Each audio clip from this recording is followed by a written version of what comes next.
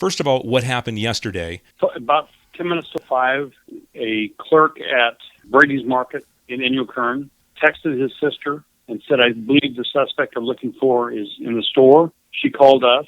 Deputies responded, located Mr. Ashley about a half mile in the desert behind the store. They confronted Mr. Ashley and ordered him to show his hands. He responded by pulling a 9mm handgun out of his waistband. Deputies fired with AR-15s.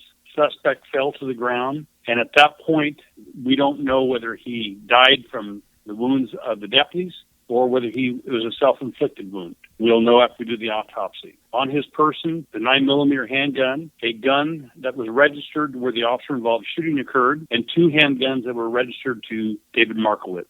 The 9mm, was it one of those 3, or was that a 4th gun? That's a 4th gun. Are you still searching the area to see if he had left a campsite or something where he maybe any other property or things have been left? Yes. Does it appear the sighting in Onyx, it was him, in fact, the other night? The route is very possible. We have no way of knowing at this point whether it was real or not. Do you know what the actual distance that he traveled from where the homicide, to where he ended up there in InyoKern is? The physical distance that he had to hike? We're guessing 60 to 65 miles. That's a huge manhunt area that you guys had to try and cover. Yeah, it is. And we're estimating 60 to 65 because he didn't take a direct line, of course.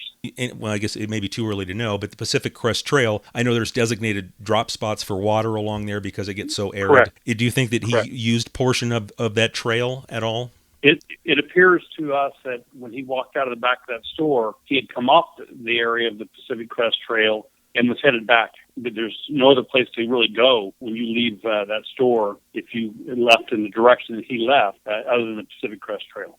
Now, I know the PCT was closed by the Forest Service. Was it closed that far to the north? No, it was not.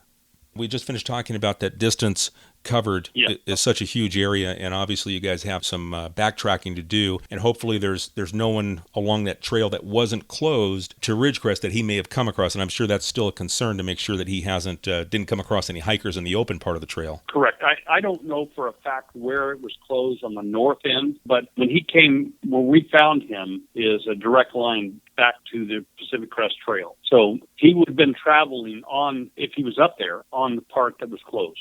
Do you mind just kind of giving me a brief overview on the scope of the entire investigation? Just recap. In a nutshell, 3 20-year-olds go to their cabin. Suspect's there, orders them off his property. They argue with him that it's their property. He takes them at gunpoint. He holds them for about an hour and a half. He goes out the front door to check on something. They go out the back and flee. He takes their Razor off-road vehicle. We find it two miles away the next day. He travels 10 miles to where Dr. Markowitz and his wife are texting back and forth, and he stops texting. She becomes concerned. It's a relative. They drive to the cabin. This would be in the Jawbone Canyon, up above Jawbone Canyon area, and finds his body in the cabin, shot and killed. 2 days after that, deputies are searching structures in the Kelso Valley area. They go into a mobile home where they're met by gunfire. 2 deputies are hit. Suspect flees out the back, up the mountain, and the search has been ongoing since then till we found him last night. And I think I told you 2 of the guns that he had last night were registered to Dr. Markowitz.